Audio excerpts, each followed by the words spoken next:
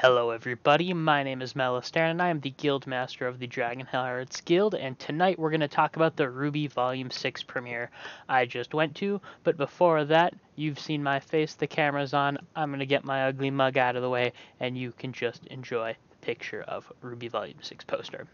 And I can kick back and just talk.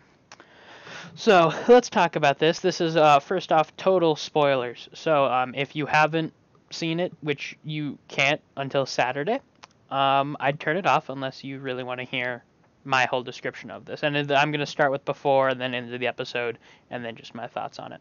So, opening, the theater kind of screwed up a tiny bit. It was at an AMC. I'm not going to tell you which one, but it was at an AMC theater. And I sit down with my friend who came along with me, and it starts with just opening previews and stuff, and all the sound was off. So, like, while we're watching the trailer for Nomad of Nowhere, Nomad of Nowhere, we're listening to the audio for, like, a Kia commercial. So, watching all the previews, the audio was off. Okay. That's not too big of a deal. The runtime was an hour and a half.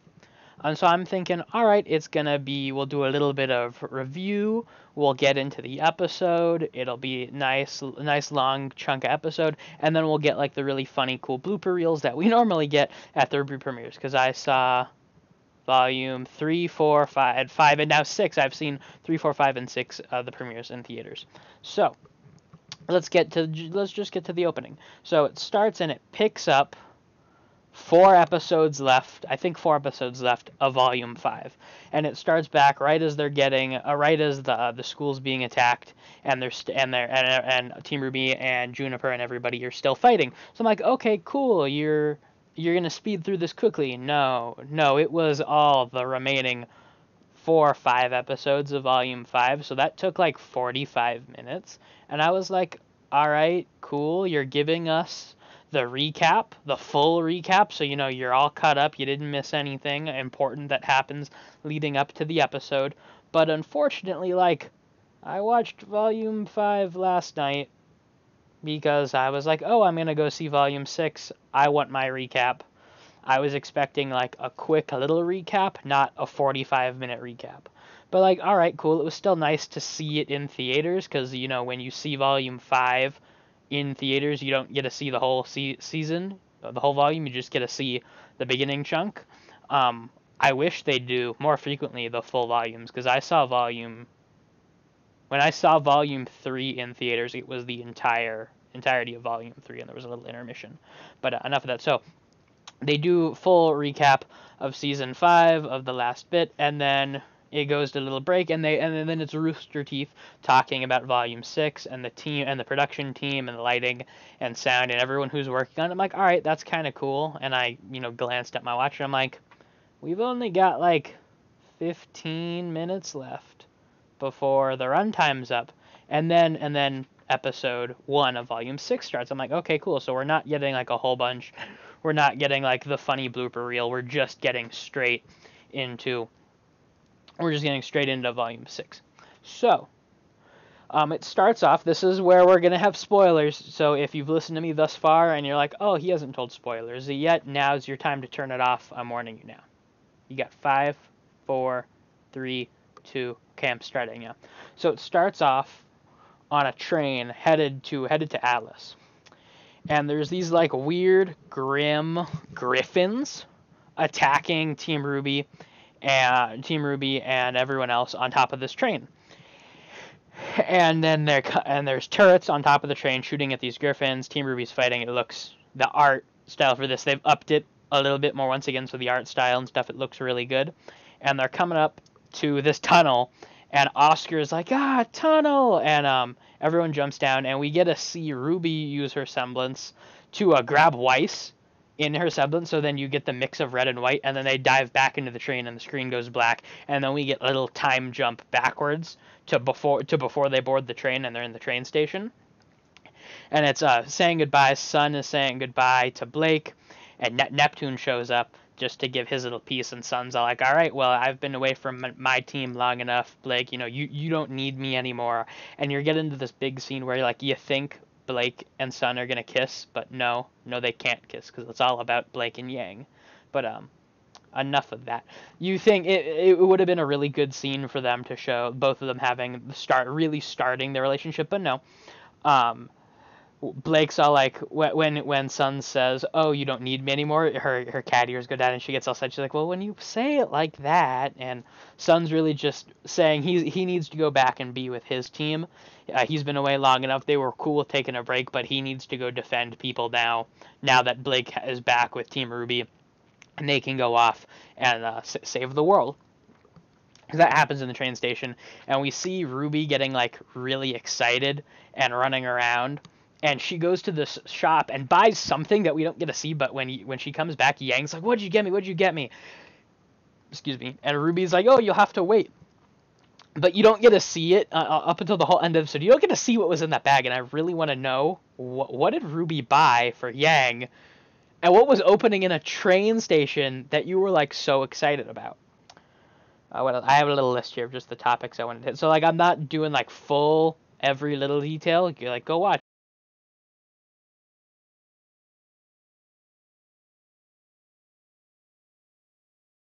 Where'd my mic go?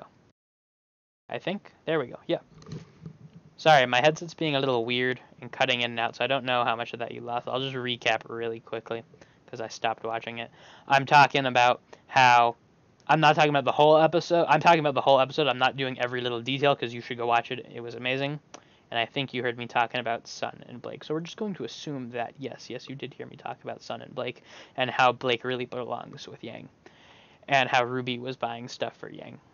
And I want to know what it was. Because it was really small. Like I'm thinking like maybe it was pastries, but you'd think those would have shown up at some point. So it might have been like some toy or something. Anywho. Then they're getting ready to board the train, and they're talking about it, and these two hunters come up, and they're like, "Hey, so we're going to be your hunters on this train ride to Atlas. We're going to keep you safe, and if you want to pay us a little bit extra if something happens, we'll make sure your cabin stays safe." And Crow walks out, and he's like, yeah, guys, we're hunters too. You don't get out of here. One of you left the cabin door unlocked. You don't want to get in trouble. And they kind of sulk off, and Oscar, as Ozpin says through Oscar, he's like, "Oh, I hope those boys weren't from Beacon. That'd be disappointing. And, sometimes I'm really glad it's not those people who are saving the world. It's us. It's Team RWBY and everybody." So then they board the train, and we get a little cute scene of the room Team RWBY is staying in, and it's built kind of like the room at Beacon. It's 2 bunk beds. RWBY's on top, Weiss is below her, Yang's on top, Blake is below her. RWBY's hanging playing video games, and her cloak flips over and kind of is in Weiss's way.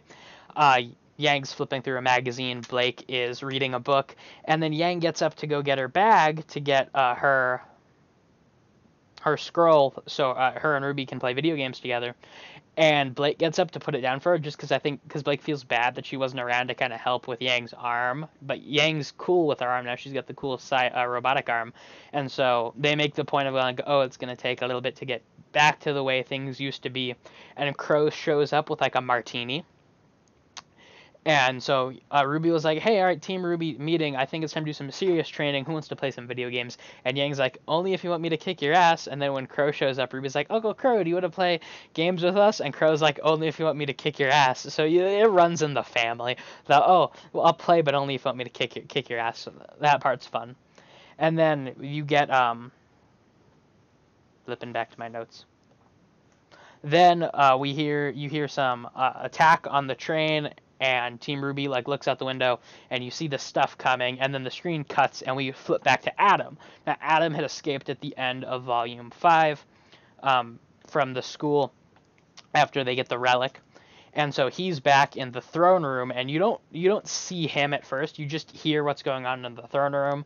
Adam shows back up, and he's like, "Get away from my throne," and you don't see who he's talking to.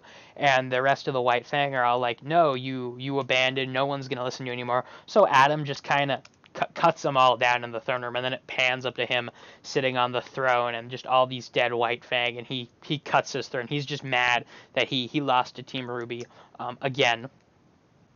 And that, yeah, he's upset he lost to Team RWBY, and he lost Blake because they had a thing going on. beforehand. What happens after that? Then it cuts back to the train getting attacked, which is where the episode starts with those weird. They looked awesome. I wish I knew what the actual Grim name for it was. But picture like a griffin, but like grimified, and it looked really neat. So they're attacking, and the two hunters that were protecting, air quote, protecting the train come out, and they're fighting with Team RWBY, and one of them gets taken off by the Grim and dies, and that's where the line in the trailer you get where White, I think it's Weiss that says, "RWBY, what should we do?" And RWBY goes, "Don't let anybody else die." And to me, thinking, I'm like, oh god, no, they're gonna kill off a main character. No, they killed off a character they introduced like 5 minutes beforehand. So like that is totally okay. Kill off a character you just introduced 5 minutes. He wasn't. I don't even think we got his name. No, we did get his name. I forget what it was. It wasn't important. He's not an important character. So the train gets attacked, and everyone's defending the train. And so the hunter is hired to protect the train, summons up these turrets and puts the train on lockdown. But the turrets are attracting the Grim. And we also learn from Ozpin and Oscar that the relic also attracts Grim. So the only way for this to work is for Jean to power up Ren's aura, so he can use his semblance to like mask the emotions of everyone on the train. And they're gonna detach the train cars. So Team RWBY will stay back with Crow and the Relic and Oscar, and Team Juniper, the rest of Team Juniper, is going to go forward and make sure everyone on the train makes it to the next city. I forget if they were going straight to Atlas or if it was some other city. But they're working on getting down there.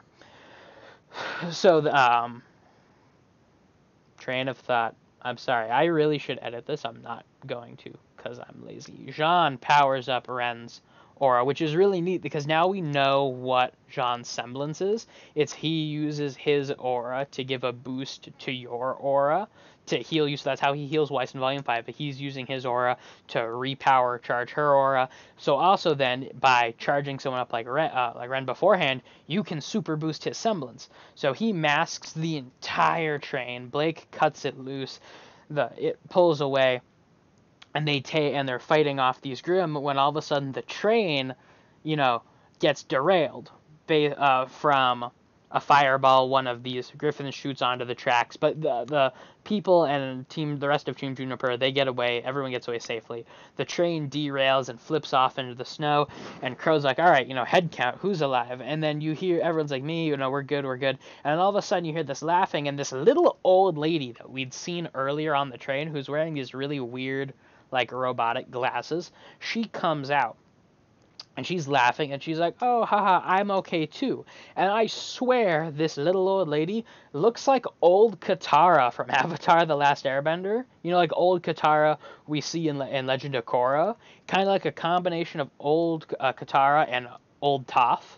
Like, it's a sweet little old lady who stayed on the train. And Team RWBY and Team Juniper, they evacuated the train up into the front cars so that when they derailed it, everyone was safe. And this old lady stays. And so clearly, you see her in that first scene when they're getting on the train. She's going to be at something important. And then you see her, one more time on the train before it's derailed. And then she pops out. Yeah, she's going to play a pivotal part in the following episodes. But then that's where the episode ends. And then here, this is where, like, the biggest thing happens. Like, the most thing I'm pissed off most off. Episode 1 of any volume, you don't see the opening title sequence with the theme at the beginning. You see it at the end, where they're going to introduce it. Well, the episode ends, and the credit starts to roll, right? Oh, made by, directed by, all of that. You kind of see little bits of the art in the background. And then it cuts, and the Fathom Events thing pops up. Thank you for coming to our event. We're like, whoa. No. One, where's the theme, right? It's new theme every volume. I want to see the opening cutscene with the theme song and this awesome cinematic. But no, they cut it out. And that, like, really pissed me off. And me and my friend, we get up, and so we didn't get to see why. I didn't get to find out what RWBY bought for Yang. And there was no title sequence, and we didn't get to see all of the art that was in the credits. So, altogether, I think Volume 6 is going to be really good. Now, it might not sound like it the way I've described it. I think Volume 6 is going to be kind of interesting. Because we're back focusing Team RWBY, Weiss, Blake, Yang, RWBY.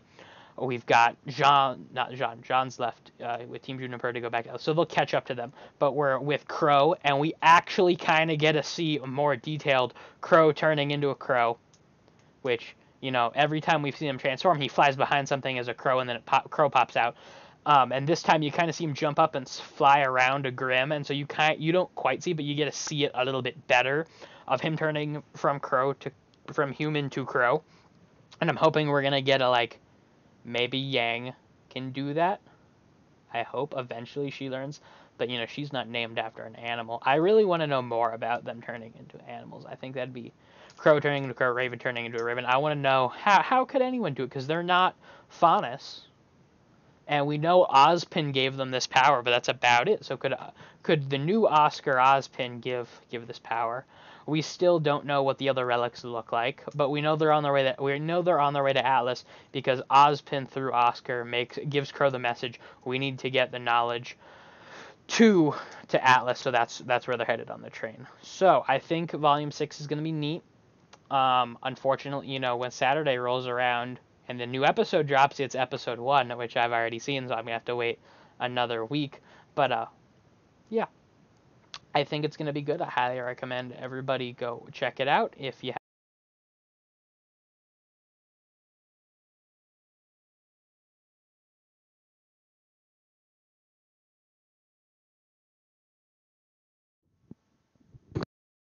Is my mic back now? All right, yeah. I don't have really much more to say, so I'm gonna try and figure out what's up with my mic. But until next time, check out some of our other videos. You can follow us on Twitter, Instagram, Tumblr, at the Dragon Hearts Guild. We've got a couple new things coming up for you. I'm gonna try and stream a little bit more. I've got some old streams that I need to upload to YouTube. I'm gonna do an update video probably next. I'm gonna record that next right after I upload this. I think that's about it. So thank you all for watching and sticking around with us. At least to listen to just me ramble for a bit, because, you know, I'm not the most interesting person to listen to, but thank you if you stayed this long. Once again, I am Malistarin. I will catch you all next time.